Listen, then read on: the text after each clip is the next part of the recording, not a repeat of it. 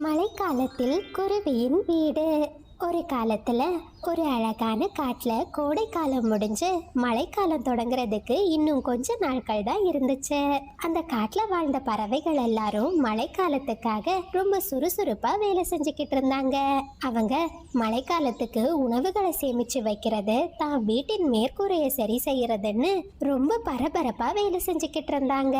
ஆனா அதே காட்டுல காலு ராணிங்கிற ரெண்டு சோம்பேறி காகங்கள் இருந்தாங்க. அவங்க சூரிய உதிச்சது கூட தெரியாம தங்களோட வீட்டுல படுத்து தூங்கிக்கிட்டு இருந்தாங்க. ஐயோ ஐயோ, யாராச்சும் என்ன காப்பாத்துங்களே, இந்த மழை வெள்ளம் என்ன இழுத்துட்டு போகுது. ஐயோ, யாராச்சும் வாங்க. அட, என்ன இது? இவ தூக்கத்துல உளறிக்கிட்டு இருக்கா? ஹே ராணி, முதல்ல தூக்கத்துல இருந்து எழும்பு, உனக்கு இதே வேலையா போச்சு. உடனே ராணிக்காகமும் தன்னோட தூக்கத்துல இருந்து முழிச்சிடுச்சு. அட ஆமா, கனவு.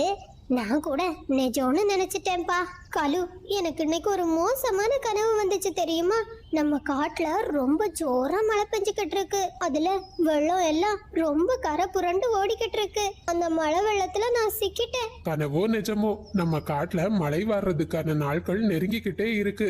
கோடைக்காலம் ரொம்ப சீக்கிரமா முடிஞ்சிடும். கலு, எனக்கு பயமா இருக்கு. நம்ம இந்த மழை காலத்துல இருந்து எப்படி தப்பிக்கிறது? நாம மழைக்காலத்துக்கு கண்டிப்பா மர வீடு கட்டியே ஆகணும். ஒவ்வொரு முறையும் மழைக்காலத்துல எல்லா பறவைகளோட வீட்லயும் நாம போய் தங்கிட்டோம். இனிமே யாரும் நமக்கு வீட்டுல இடம் கொடுக்க மாட்டாங்க.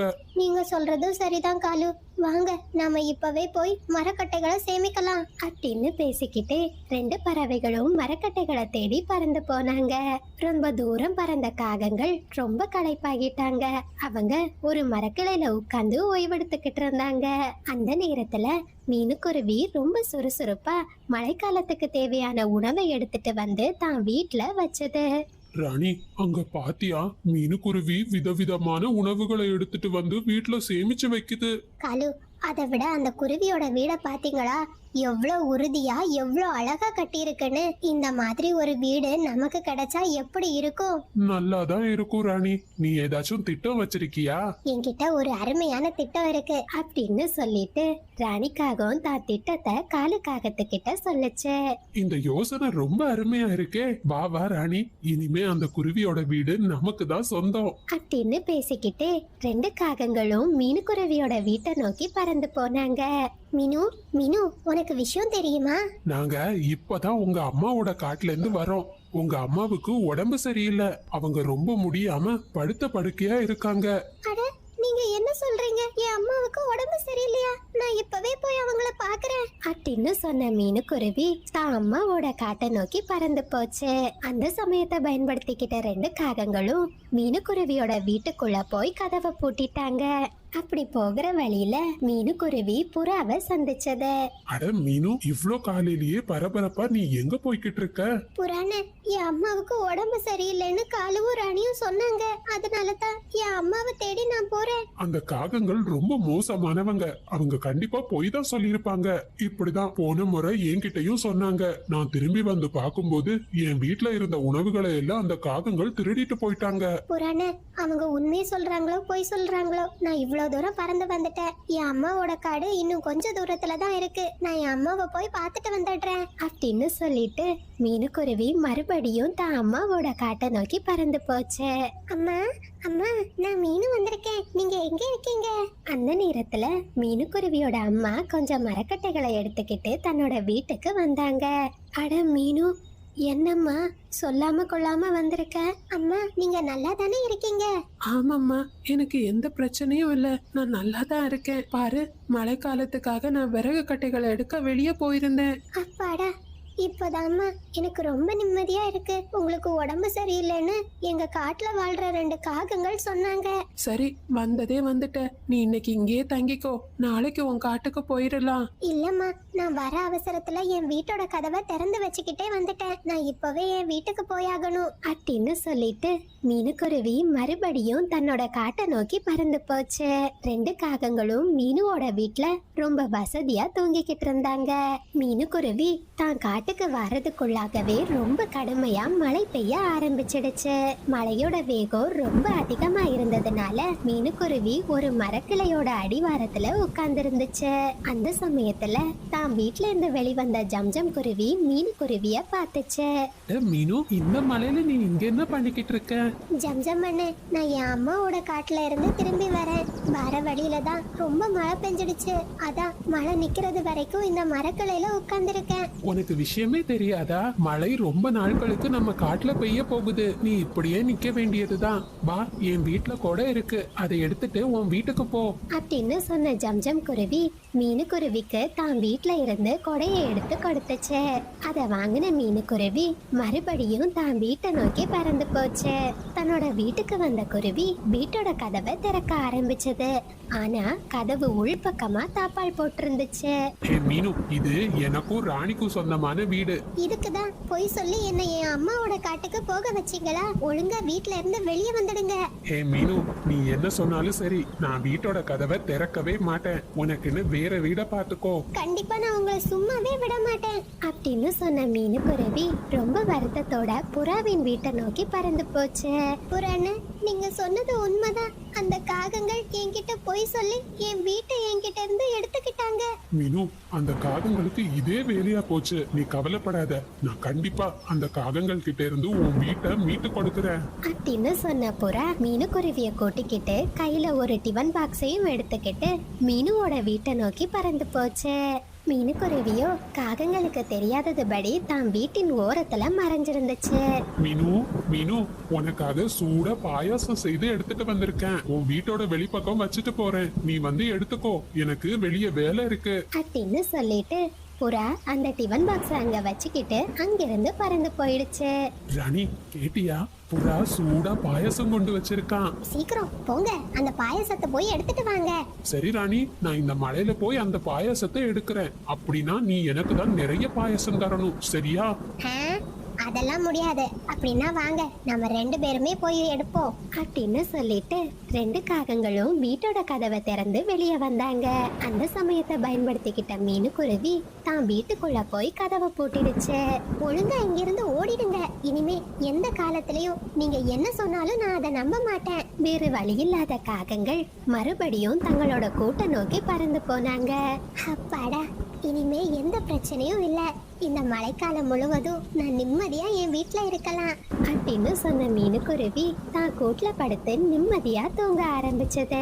அதே சமயத்துல 2 காகங்களும் அந்த கடுமையான மழையிலையும் கடுமையான குளிர்லையும் நடுங்கினபடியே தங்களோட கூட்டுல உட்கார்ந்திருந்தாங்க.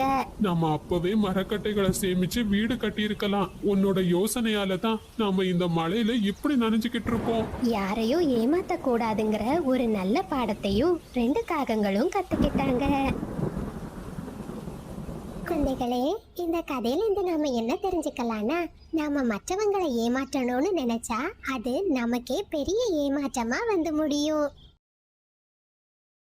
குருவி முட்டையும் காகங்களும். ஒரு நாள் காலுக்காக ஒரு மரக்கிளையில ஒளிஞ்சபடியே கிளியோட வீட்டுக்குள்ள பாத்துக்கிட்டு இருந்துச்சு. மிட்டு, எனக்கு ரொம்ப தண்ணி தாகமா இருக்கு. நான் நதிக்கு போய் தண்ணி குடிச்சிட்டு வந்துடுறேன். இரு சோட்டி, எனக்கு ரொம்ப பசிக்குது. வா, நாம 2 பேரும் ஏதாச்சும் பழங்களை சாப்பிட்டுட்டு அப்படியே தண்ணி குடிச்சிட்டு வந்துடுவோம் அப்படின்னு பேசிக்கிட்டு நதிக்கரையை நோக்கி பறந்து போனாங்க. அந்த சமயத்தை பயன்படுத்திக்கிட்ட காலுக்காகவும் கிளியோட வீட்டுக்குள்ள வந்துச்சு. அந்த கிளி திரும்பி வர்றதுக்கு முன்னாடி இந்த 2 முட்டைகளையும் வீட்டுக்கு எடுத்துட்டு போயிடணும். இந்த முட்டைய பார்த்தா ராணி ரொம்ப சந்தோஷப்படுவா. மிட்டு, ஒரு நிமிஷம் இருங்க, நான் வீட்டோட கதவை பூட்ட மறந்துட்டேன். அட சோட்டி, நீ என்ன சொல்ற? நேத்துக்கு தான் புல்புலோட வீட்ல இருந்து யாரோ முட்டையை திருடி இருக்காங்க. பாபா, நம்ம சீக்கிரம் வீட்டுக்கு போயிடலாம் அப்படின்னு பேசிக்கிட்டு 2 கிளிகளும் ரொம்ப வேகமா தங்களோட வீட்டை நோக்கி பறந்து போனாங்க. அட காலு, நீ இங்க என்ன பண்ற? மிட்டு, அது ஒண்ணும் இல்ல. உன் வீட்ல பச்சை மிளகாய் இருக்கான்னு நான் கேட்க வந்தேன். இல்ல இல்ல, நீங்க போய் தான் சொல்றீங்க. நீங்க என் முட்டையை திருட தானே வந்தீங்க. அட சோட்டி, நீ என்ன சொல்ற? எனக்கு முட்டை சாப்பிடுற பழக்கமே இல்ல. சரி, நான் இப்ப கிளம்புறேன். எனக்கு வீட்ல முக்கியமான வேலை இருக்கு அப்படின்னு சொல்லிட்டு காலுக்காக அங்கிருந்து பறந்து போயிடுச்சு. அட காலு, என்ன இது? என்ன ஆம்லேட் போட சொல்லிட்டு இப்படி படுத்திருக்கீங்க? முட்டை எங்க? அட ராணி நீ வேற, நான் முட்டையை எடுக்க போகும்போது அந்த கிளிங்க கிட்ட மாட்டிக்கிட்டேன். நல்ல வேளை ஏதேதோ சொல்லி சமாளிச்சேன். ராணி, இனிமே நாம கொஞ்ச நாட்களுக்கு முட்டையை திருடாம இருக்கிறது தான் நல்லது. மற்ற பறவைகள் கிட்ட மாட்டினோம், எல்லாரும் ஒண்ணு சேர்ந்து நம்மள இந்த காட்டுல இருந்தே விரட்டிடுவாங்க. நீங்க சொல்றது சரிதான். அந்த கிளிகளுக்கு நம்ம மேல கண்டிப்பா சந்தேகம் வந்திருக்கும். இப்படியே கொஞ்ச நாட்கள் கடந்து போச்சு. மீனுக்குருவி தான் வீட்ல இருந்த ஒரு முட்டைய ரொம்ப பத்திரமா கவனிச்சுக்கிட்டு வந்துச்சு. எனக்கு ரொம்ப பசிக்குது, நான் சாப்பிட்டு 3 நாள் ஆகிடுச்சு.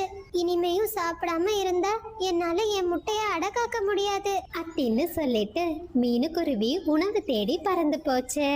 தானியங்களை சாப்பிட்டு சாப்பிட்டு நாக்கு மறுத்தே போயிடுச்சு. என்ன ஆனாலும் சரி, இன்னைக்கு நான் ஆம்லேட் சாப்பிட்டே ஆகணும். ராணி, நான் வேணும்னா வெங்காயத்தை கட் பண்ணி வைக்கிறேன், நீ போய் முட்டையை எடுத்துட்டு வா. சரி காலு, நானே போறேன்.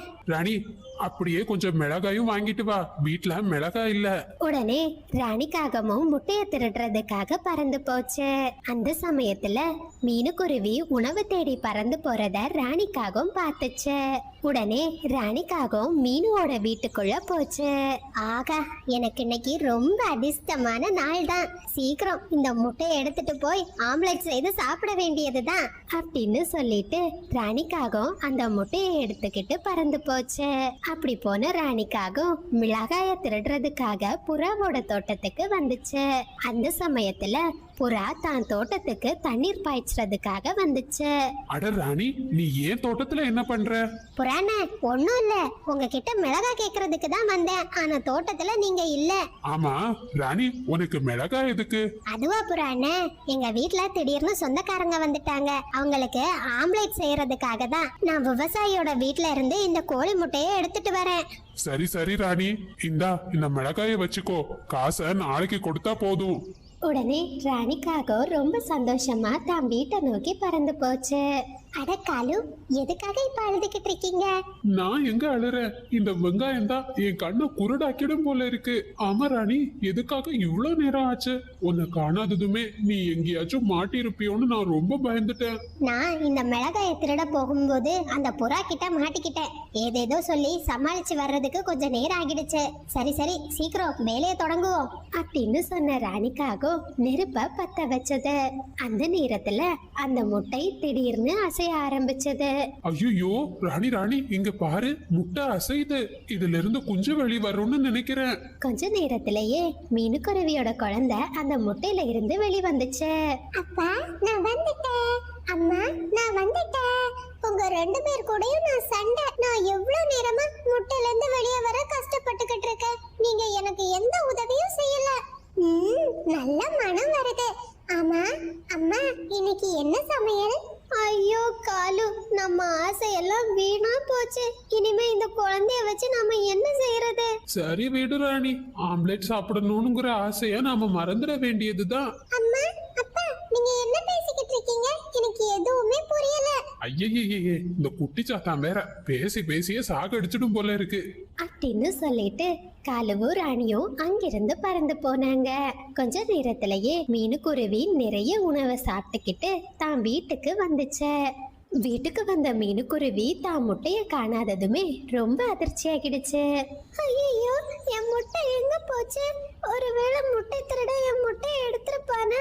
கடவுளே, இது என்ன சோதனை? கலு, நாம பேசாம இந்த குழந்தைய ஏதாச்சும் காரணம் சொல்லி மீனுக்குருவி கிட்ட கொடுத்துடுவோமா? ராணி, அப்ப நாம தான் இந்த காட்டுல முட்டைகளை திருடுறதுன்னு எல்லாருக்கும் தெரிஞ்சிடும். அதுக்கப்புறம் எல்லாரும் நம்மள அடிச்சே விரட்டிடுவாங்க. ராத்திரி நேரம் ஆனதுமே இந்த சின்ன குருவிய கொண்டு போய் எங்கேயாச்சும் தூரமா விட்டுட்டு வந்துடு. அந்த சின்ன குருவிக்கு நம்ம காட்டுக்கு வர்றதுக்கு என்ன வழியா தெரிய போகுது. அதே நேரத்துல மீனுக்குருவி தான் குழந்தைய தேடி அழுதுகிட்டே அங்கேயும் இங்கேயும் பறந்துகிட்டு இருந்துச்சு. அப்படியே ராத்திரி நேரம் வந்துச்சு. ராணிக்காகமும் மீனுக்குருவியோட குழந்தைய தூக்கிக்கிட்டு பக்கத்து காட்டை நோக்கி பறந்து போச்சு. ரொம்ப தூரம் பறந்ததுக்கு அப்புறமா ஒரு மரக்கிளையில 2 பறவைகளும் உட்கார்ந்தாங்க. ஏ சின்ன குருவி, நீ இங்கே உட்கார்ந்துக்கோ. பக்கத்துல ஒரு இனிப்பு கடை இருக்கு, அதுல இருந்து நான் மிட்டாய் உனக்கு வாங்கிட்டு வரேன், சரியா? அம்மா, வேண்டாம்மா, எங்க பார்த்தாலும் ரொம்ப இருட்டா இருக்குமா. நீங்க இந்த இருட்டுல பறக்க வேண்டாம், எங்கேயாச்சும் மோதிடுவீங்க. அட சின்ன குருவி, உனக்கு முட்டாய் சாப்பிடணும்னு ஆசை இல்லையா? முட்டாய் ரொம்ப ருசியா இருக்கும். இல்லம்மா, எனக்கு முட்டாயை விட நீங்க தான் முக்கியம். நான் வீட்ல இருக்கிற காஞ்ச தானியங்களே சாப்பிட்டுக்கிறேன். வாங்கம்மா நம்ம வீட்டுக்கு போலாம். ராணிக்காக எவ்வளவோ சொல்லியும் அந்த சின்ன குருவி ராணிக்காகத்தை எங்கேயுமே போக விடல. அந்த சின்ன குருவியோட பாசத்துல ராணிக்காகத்தோட மனசு இறங்கிடுச்சு. இந்த சின்ன குருவி என் மேல எவ்வளவு பிரியமா இருக்கு. என்ன ஆனாலும் சரி, இந்த குருவிய நாளைக்கு அதனோட அம்மா கிட்ட ஒப்படைச்சிடணும் அப்படின்னு சொன்ன ராணிக்காகவும் மறுபடியும் மீனுக்குருவியோட குழந்தைய தூக்கிக்கிட்டு தான் வீட்டுக்கு போச்சு. அப்படியே மறுநாள் பொழுது விடிஞ்சது. ராணிக்காகவும் அந்த சின்ன குருவிய மீனுக்குருவி கிட்ட ஒப்படைச்சிடுச்சு. மீனு, என்ன மன்னிச்சிடு. உன் வீட்ல இருந்த முட்டையை திருடிட்டு போனது நான் தான். என் தப்ப நான் உணர்ந்துட்டேன். இனிமே எந்த காலத்திலயுமே யாரோட முட்டையும் நான் திருட மாட்டேன்.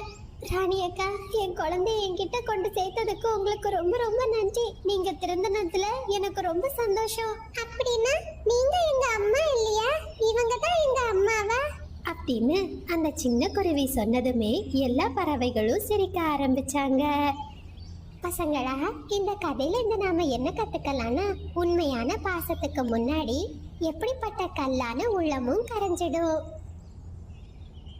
இது சப்ஸ்கிரைபர் விருப்பத்திற்கான நேரம். பிரகதீஸ்வரன், தாரிகா, நிலா, ஜீவா, ரக்ஷித், ஸ்ரீ சாய்சா, ஆதினி எல்லா குட்டீஸ்க்கும் ஒரு பெரிய ஹாய். ரம்யா, உதயா, அர்ஜுன், அக்ஷரா எல்லா குட்டீஸ்க்கும் ஒரு பெரிய ஹாய். ஹாய் ஹர்ஷா, மினிஸ்ட்ரி, சுகம், கில்டா, கதோஸ், சிஹேமியா, ரோஜல், டிப்பினி எல்லா குட்டீஸ்க்கும் ஒரு பெரிய ஹாய். பூர்ணிமா, ராகுல், பாசுகி எல்லா குட்டீஸ்க்கும் ஒரு பெரிய ஹாய். தேன்மொழி, அன்புமணி எல்லா குட்டீஸ்க்கும் ஒரு பெரிய ஹாய். நீங்கள் அனைவரும் அழைத்து வரும் அன்புக்கும் ஆதரவுக்கும் மிக்க நன்றி.